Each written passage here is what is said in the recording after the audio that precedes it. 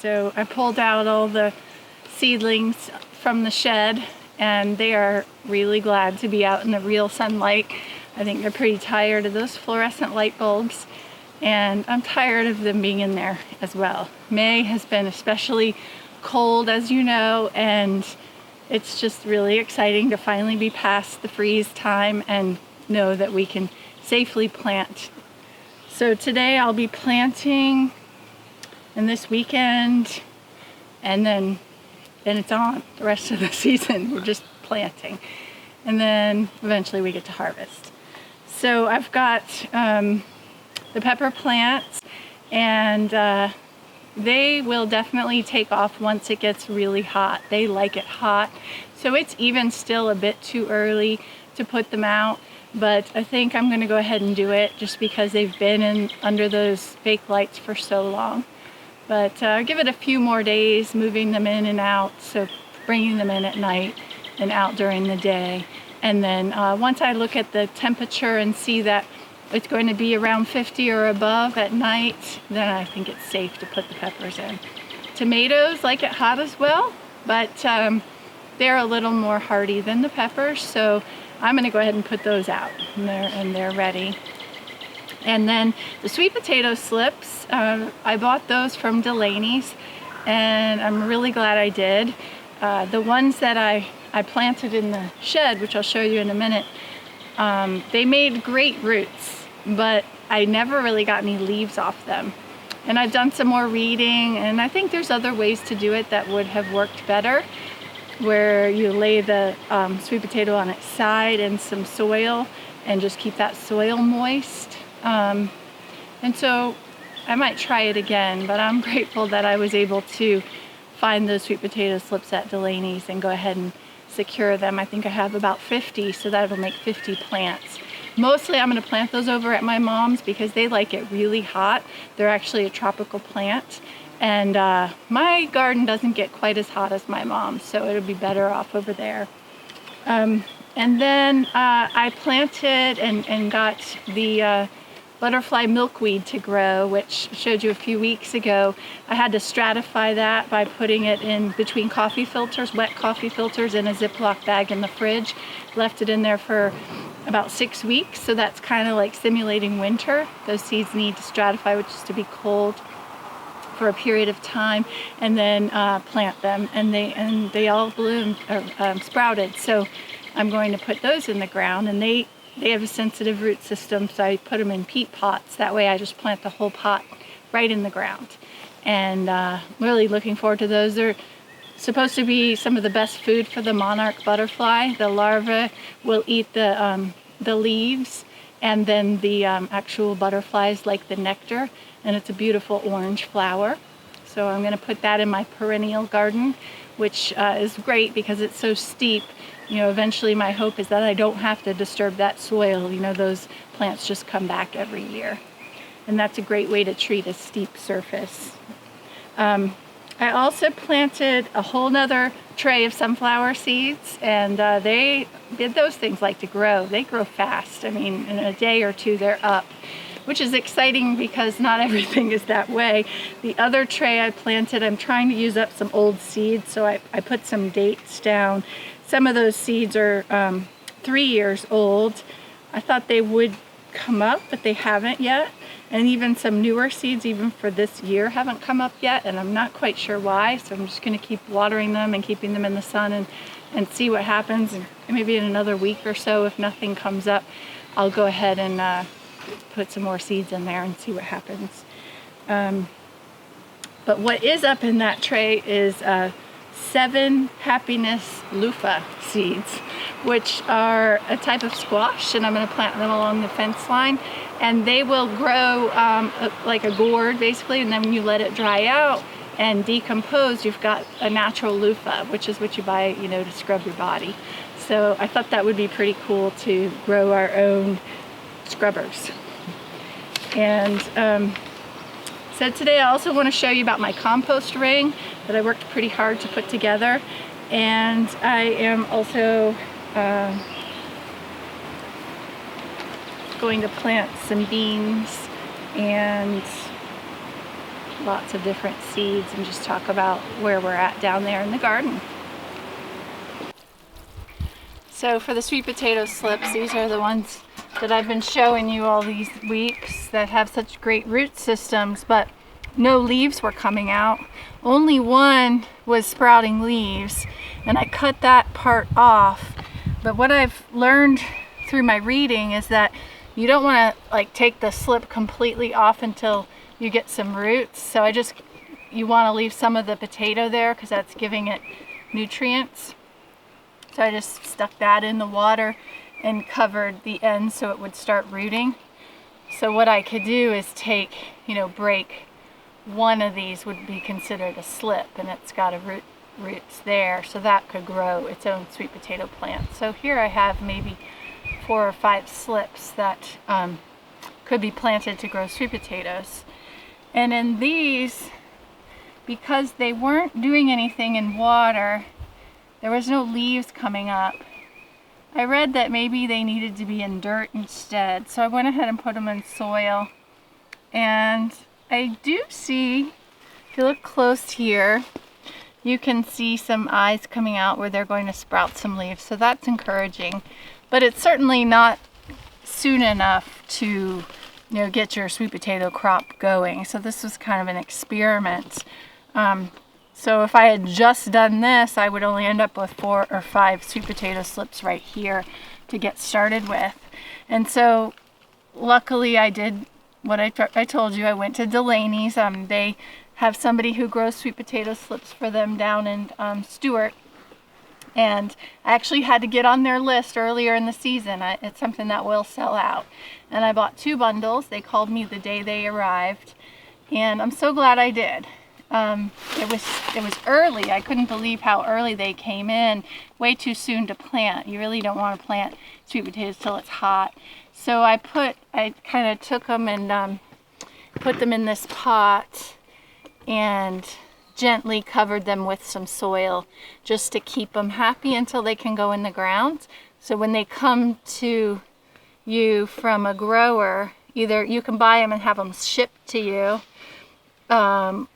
or like I got them at Delaney's. They're just the roots wrapped in some paper towel. And so it's, when I go to plant these, I'm just going to dump the whole thing out and gently separate them. I was going to try and pull one out, but you can imagine it's just the bare root. And if I had just kept it that way, wrapped in paper towel in the shed for the last 2 weeks, it wouldn't have survived. So it needed to be put in dirt this way to keep them happy until it's hot enough to plant. So that'll be happening this week. I have a couple more in here and you could pull out. Let me check. So for the experimenting, I would say putting them in water was not the way to go. I think there's a better method. But I'm glad I tried. Best way to learn is to just try.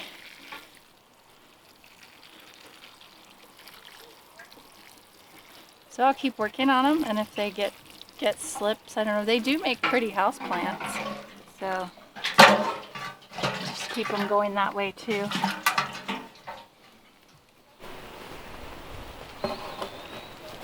So this is what I refer to as my perennial garden. It's pretty steep, and that's, like I said, a good place for perennials because you're just going to plant them once and leave it alone. Some things come up in here that I don't want, but they're also perennial. And then I keep a thick layer of mulch here to hopefully keep some of the weeds down. It doesn't always work, so I have to get in here and dig them up. But some things I've done here, last year I dug up, comfrey is easy to move around, and I dug up a couple plants and separated the roots and spread them around because they do so well. Like that's comfrey, those tall ones, and so that'll help on this end to have that over here. Just trying to fill it all in. Planting on a steep slope is also good for erosion control. You know, the rain would just wash all this straight down if I didn't have plants here. And then I also focus on planting things that will feed the pollinators. And this one's going to be great for our monarchs. If you haven't looked into monarchs, they're worth looking into. It's an incredible butterfly that makes an amazing trip to like the same place every year.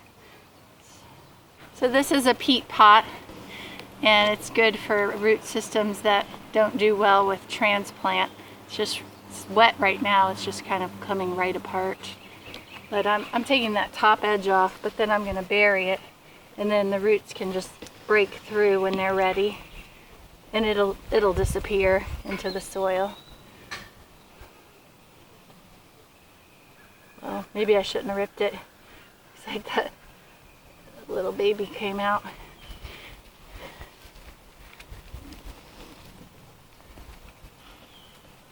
I have so much mulch right here, it's hard to get the plant up high enough.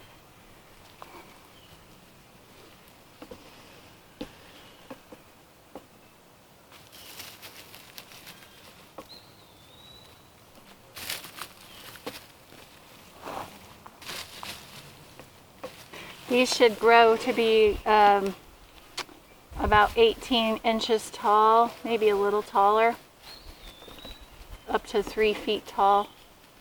And they need to be spaced out about 18 inches from other plants. So I think that's about right. There we go. And try to keep that soil covered with mulch.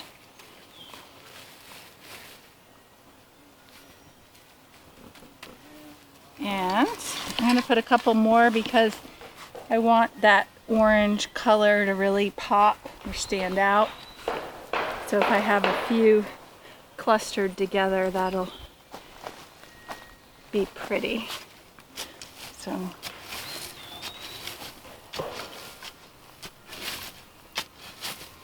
some deep mulch.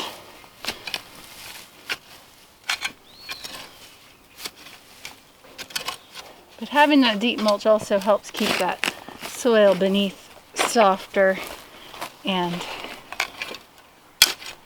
encourages the worms to come in. This used to be rock hard right here, so that mulch is helping out a lot.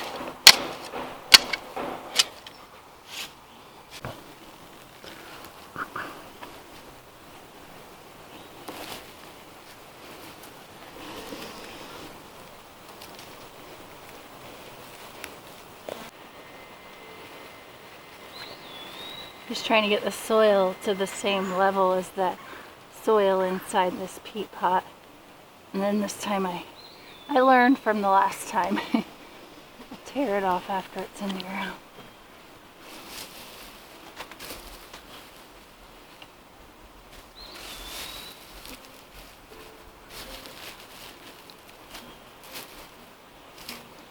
And then I'm definitely going to need to come out and keep an eye on this to make sure it stays moist while it's getting established out here. So I'm just going to find a long piece of mulch and stick it in right there so I can remember where it is. So the onions are looking really happy. Just trying to keep them cultivated. So far so good. Looks like everything today is kind of shocked that it's so warm, because just a couple days ago it was freezing. So I can see everything's a little thirsty, a little hot, but it'll be okay. Those little cilantro transplants that I moved down, you can see that they are doing just fine. They did really well with the freeze. So I did not cover the cilantro or the onions or any of the lettuce or brassicas, because those are all plants that are fine to get a freeze, they can be planted early before the last frost. But I did cover some things in the garden, and I'll tell you about that. This is the wildflower seeds that I planted, the packet, and I'm happy to say that these seedlings don't look familiar to me, so I would say they are from the wildflower packet, which is very encouraging and exciting. I'm looking forward to seeing the flowers grow here. But you see, like here, this is something I do know. This is a weed I always have, and so when I see that, I can just kind of walk around my garden and just knock it out just like that, and that should do it. And of course there are some weeds intermixed, but mostly it looks like wildflowers in there. And in this bed, this is where we worked so hard to try and get things to come up. Spinach never did work, so you know, I saw that some signs on the brassicas, I'll show you in a minute, that there were slugs in here. And I'm thinking that something like that might have been getting the seedlings when they would come up, because I know, like right here, I've got radishes. These came up, but I seeded this whole thing, so something was getting to them. And so I put some Sluggo down, which is an organic product, and it's good for slugs and earwigs and a couple other pests, and that really seemed to help. So I came back out and I reseeded with beets right here, because I knew that the beets were working. This is all beets. So I said, okay, this will be beets, because I know I can get those to grow. But I did try a few more radishes here, so we just keep trying. But this will give me, you know, a succession where I'll have these beets, and I mostly grow beets for the greens. I'm the only one in my family who likes beets even a little bit, and I'm not a huge fan. So, but anyway, I'll have those for greens, and then I'll have these little sprouts that are coming up. And it's good to do that every couple weeks with things like greens and carrots, things that you can eat, and just keep planting. The same with sunflowers, which are down here. Those are the first tray I planted, and they all did well with the freeze. I read a lot about it, and I didn't need to cover them. It looked like sunflowers could handle a couple freezing nights, but since I had the row cover, I did go ahead and cover them. And they all look great, and they're pretty tall, so I think we'll have a beautiful sunflower crop here. And then again, I'm succession planting when I've got my next tray ready to go out. So hopefully we have blooms for most of the season. And that's the larkspur down there. That really got tall this time. So I'm looking forward to the purple flowers on that. Over here, my little herb garden is all coming up, or is up, and actually already producing quite a bit. So this is oregano, and oregano comes back for me here in my little zone, so that's really nice, and we've used that for cooking. I have thyme, a few different spots of thyme here, which is also something we use a lot in our cooking. And again, the garlic chives. And then there are some cilantro here, transplants here, and some that just naturally seeded from last year. The parsley's doing great. I've already harvested a couple times from that, so that's great. And then over here, I wanted to show you, these are all the beautiful plants I got from the Eco Village farm, and they are doing just beautifully. I'm so pleased with how they're growing. If you ever need starts, I couldn't recommend them more. The broccoli down here is just beautiful. I went ahead and bought some spinosad from Farmer Supply, because I know that I have a pest that will find these pretty soon, and that is the cabbage looper. And so I'm ready to treat that when I see them. But what got these was I saw these leaves here had been getting chewed up pretty bad, and I had my suspicion that it was slugs. Slugs, of course, would be attracted to this area with this mulch that I had put here a couple years ago, or last year I think. So it gives them a place to hide out. And I would come out in the morning and see that, and the slugs do their damage at night. So that's kind of how I got that clue. And then I spread the Sluggo, and that damage seemed to stop. So I'm pretty sure that's what it was. So now they're looking good, and hopefully I can stay on top of the pests, because for whatever reason the pests love the brassicas. And brassicas are like cabbage, broccoli, cauliflower, kale. My kale is looking great.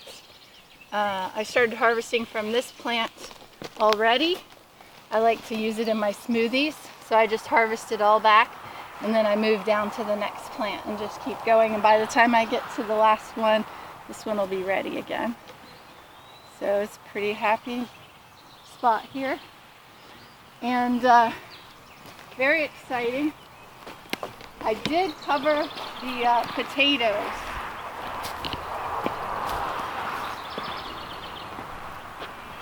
Potatoes are always something I plant early along with the brassicas and lettuces, but we'd never had a freeze like this one we had in May since I'd been growing here. So some of my friends recommended covering, and I'm glad they did, because they had already kind of started to emerge.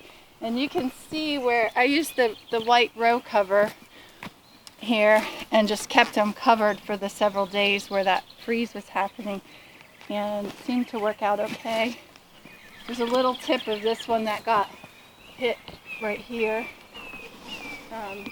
but they all seem to be up, so we're on a pretty good start.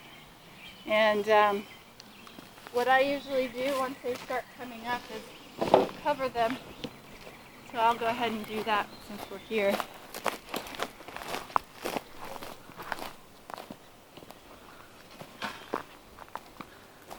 When I dig the trench, I dig them down pretty good, and then I've got this soil in the middle, and over the season I'll move it around the plants, and then the trench will actually be in the middle of the two rows.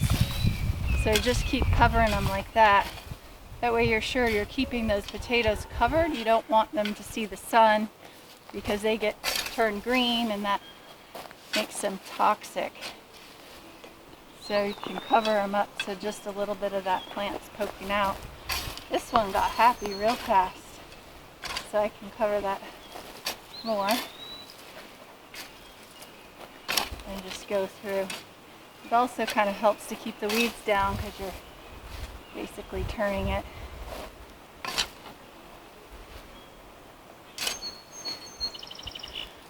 friend of mine that taught me this calls it hilling them up. Just hill them up, she says. So that's what I'm doing. And they'll just keep coming out. I'm curious how other people do their potatoes. There's so many ways to do things. So if you have a way or a tip for me, you can email us at thestampede@citizens.coop. Love to hear your ideas. So I'll finish that later. But that's a weekly chore for the potato bed. And then up here,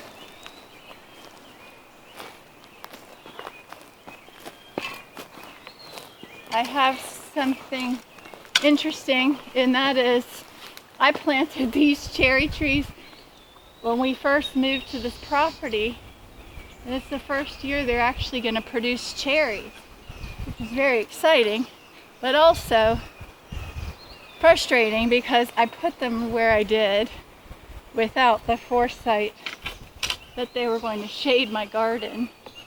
And so now my peas are in the shade this year, and they weren't last year. So those trees have grown a lot.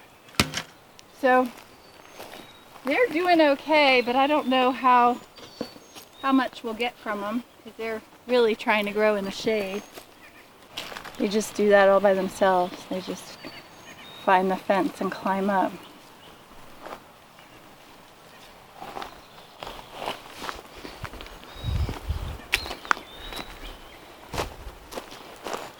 So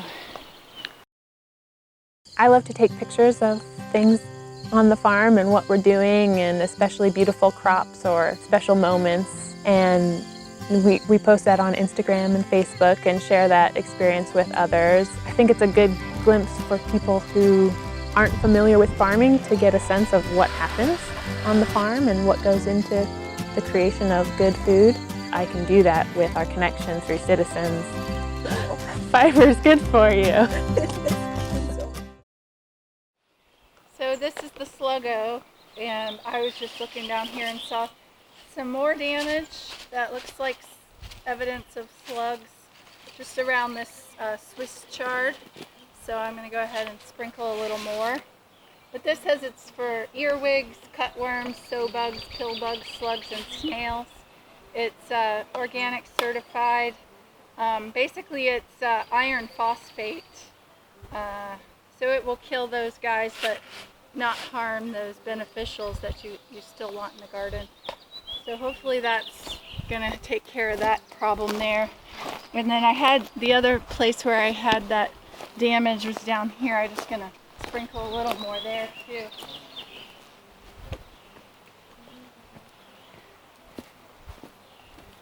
It seems like they really like that cabbage more than the broccoli even.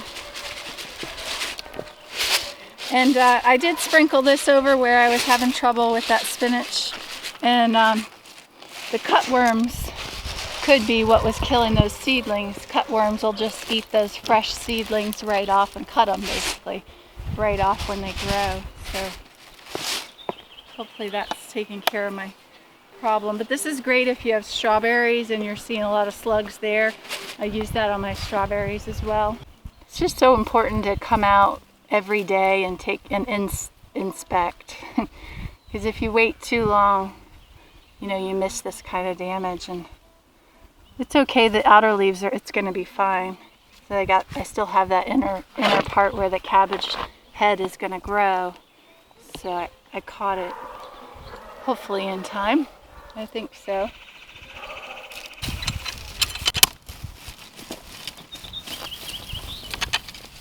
So cultivating is the name of the game.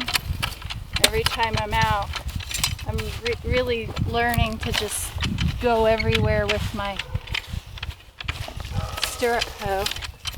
So when I see something like this, I can just knock it out. But isn't that amazing? It's so much better than bending over and plucking all those out one at a time. It's pretty much all it takes. And if you really stay on top of it, you don't let those weeds go to seed, and then you get that seed cycle going. So my hope is eventually won't have so many weeds because I'll have, you know, not let them go to seed. So the cilantro is happy, and unfortunately it doesn't last so long because it gets to bolt once it gets hot, and bolt means just shoot up to flower and seed. So I was talking about cultivating, where you just hit it with the stirrup hoe, and then what I'm doing right now I would call weeding, which is actually pulling the plants I don't want out individually, and that's what I'm trying to avoid. But like I told you earlier this season, this bed comes from volunteer seeds. So that means they grew on their own from the plants that were here last year and flowered and went to seed. And so I have to weed this bed by hand like this if I want to keep it. If I cultivate, it would be impossible to get around everything, all the actual cilantro plants. So I have to get out here. I've weeded it a bunch, and it just takes a while with a volunteer bed like this to figure out which ones are weeds. Now that they're big enough, you can definitely tell.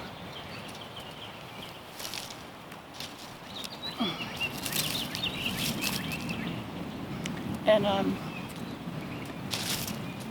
just tossing it right back into the bed. Let it kind of decompose and become part of the soil later. Another thing you can do with it is, of course, feed it to your chickens or put it in your compost. And I actually got my compost started this week, so I'll show you that. So here's my compost. It's a project I've been wanting to get to. Super excited to have it done, and I'm going to make another ring like this and line it with cardboard and start a new one so that this one can just cook, basically. And I say cook because it gets to a temperature, and that the goal is that it gets up to temperature so that everything breaks down. Those weed seeds basically get cooked so that they don't germinate. And there's a method to doing it so that it does get to that temperature and everything breaks down. And the method that I used is called Lasagna Composting. If you do a search for that, you'll get some good information. Some people use it directly in their garden beds, but I'd rather let it break down and maybe put it around my trees and even on some of my grass down the hill, because we're trying to get a whole new turf built up. So what you do is you start with a brown layer. So you've got brown and green, and I'm going to look here just so I don't say it wrong. The brown layer is going to be like sticks and twigs and anything that's really dead. It's going to be a carbon-rich layer, and it's basically, the brown layer is helping to balance the moisture in a pile, and they're much drier than the food scraps in the green layers, the manure, and so and the materials would be coarser, so they create the porous structure, and that will allow the air into the center of the pile. If you've ever had a pile of manure, you'll see when you dig into it, there's really no air in there. So layering it with the brown layer really helps to let that air circulate and the moisture get through and everything sort of moving. And so this pile is my brown layer pile. And so anytime that I've pulled something out of the garden, any weeds, anything like that that's dry, I just put it right there. And then this pile is my green pile, which actually looks brown, but it's chicken manure at this point. And so that's what I'm using as my green right now. But I also do have some kitchen scraps like coffee grounds and eggshells, mostly because I feed everything else to the chickens. But like grass clippings would be green. And so then I just layered it. So I started with a brown layer and spread it out. And then I put the green layer, which is the manure, on top. And about try to keep it about 4 inches for each one, and just layered it all the way up. So if you imagine that, basically then all those twigs, some of that manure fell down through, but it's kind of aerating it. And I've noticed that it's sunk down. When I finished, it was heaped up high. So that's what you'll see with a compost pile, is it will definitely decrease in size. And when it's done, it'll be just like soil. What's great about it is if I have something I pull out of the garden, something really large, now I've got a place to put it right away. I know what to do with it. So it kind of is helping me too to just keep things more tidy around here. Bamboo is a good tool. I'm actually going to use the bamboo. I've got 4 bamboo shoots like this, and I'm going to make a teepee out of them, and then plant pole beans around the base. And by the end of the season, the beans should climb all the way up to the top. And then it's kind of nice to be able to pick those pole beans right off of there. So it makes also kind of a pretty feature in the garden. So I'll get that done. I only have 4 of these, but I do have some T-posts that I might also use for the beans to climb. And some of these T-posts that are here from an old fence, plant pole beans around those. Just trying to find uses for the things I already have as usual. This week I'm also, aside from getting all my plants in the ground, I'm going to plant seeds, direct seeding.